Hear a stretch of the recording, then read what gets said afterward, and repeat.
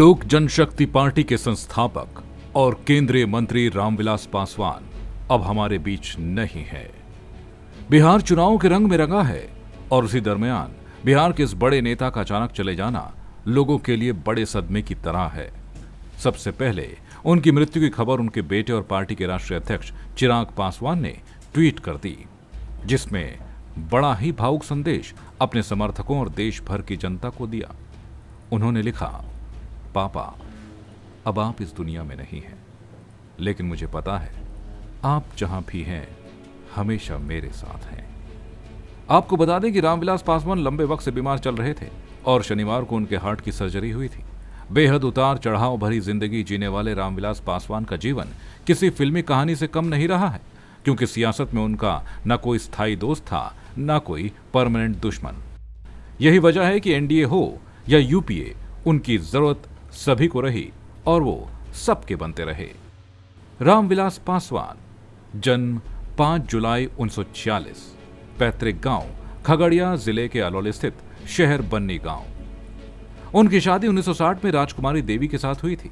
बाद में साल 1981 में उन्होंने अपनी पहली पत्नी को तलाक देकर दूसरी शादी 1983 में रीना शर्मा से की। उनकी दोनों पत्नियों से 3 पुत्रियां और एक बेटा चिराग पासवान है। उन्होंने कोसी कॉलेज खगड़िया और पटना यूनिवर्सिटी में पढ़ाई की। पटना विश्वविद्यालय से उन्होंने एमए और लॉ ग्रेजुएट की डिग्री ली। नॉनवेज के शौकीन रहे पासवान को रोटी और मछली बेहद पसंद थी। रामविलास पासवान बिहार की राजनीति में 5 दशकों तक एक मजबूत स्तंभ बने रहे। खगड़िया के शहर बन्नी गांव में एक साधारण परिवार में जन्मे पासवान ने छात्र संघ से राजनीति में कदम रखा था। वो जेपी आंदोलन में भी बिहार में मुख्य किरदार थे। वो देश के दलितों के हित के लिए संघर्ष करते रहे। मृदुभाषी होने के कारण सभी के दिल में उनके लिए जगह थी। बिहार पुलिस की नौकरी छोड़कर पहली बार वो साल 1969 में विधायक बने। साल 1977 में पहली बार मतों के विश्व रिकॉर्ड के अंतर से जीतकर लोकसभा पहुंचे। इसके बाद उन्होंने पीछे मुड़कर कभी नहीं देखा। केंद्र में एनडीए की सरकार हो या यूपीए की, उनका महत्व समान रूप से बना रहा। उनके निधन से राजनीतिक और सामाजिक क्षेत्र में शोक की लहर दौड़ गई है। राष्ट्रपति रामनाथ कोविंद, प्रधानमंत्री नरेंद्र मोदी और मुख्यमंत्री नीतीश कुमार समेत तमाम राजनीतिक दलों के नेताओं ने गहरी शोक संवेदना जाहिर की है। रामविलास पासवान देश के 6 प्रधानमंत्रियों की कैबिनेट में मंत्री रहे। राजनीति की नब्ज पर उनकी पकड़ इस कदर रही कि वो वोट के एक निश्चित भाग को इधर से उधर ट्रांसफर करा सकते थे।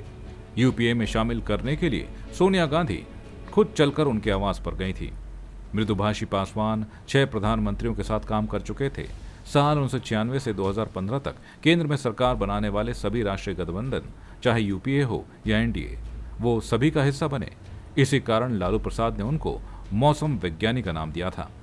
हाजीपुर लोकसभा क्षेत्र से वो कई बार चुनाव जीते, लेकिन 2 बार उन्होंने सबसे अधिक वोट से जीतने का रिकॉर्ड बनाया।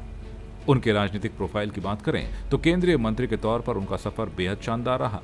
साल 1989 में वो पहली बार केंद्रीय श्रम मंत्री बने। साल 1996 में वो रेल मंत्री बने। साल 1999 में संचार मंत्री, साल 2002 में कोयला मंत्री, साल 2014 में खाद्य एवं उपभोक्ता संरक्षण मंत्री, साल 2019 में खाद्य एवं उपभोक्ता संरक्षण मंत्री। केंद्र में अंबेडकर जयंती पर छुट्टी घोषित करवाने वाले रामविलास पासवान का चले जाना न सिर्फ बिहार बल्कि भारतीय राजनीति के लिए बड़ा नुकसान है। जय भारत टीवी उन्हें अपनी श्रद्धांजलि समर्पित करता है। ब्यूरो रिपोर्ट, जय भारत टीवी।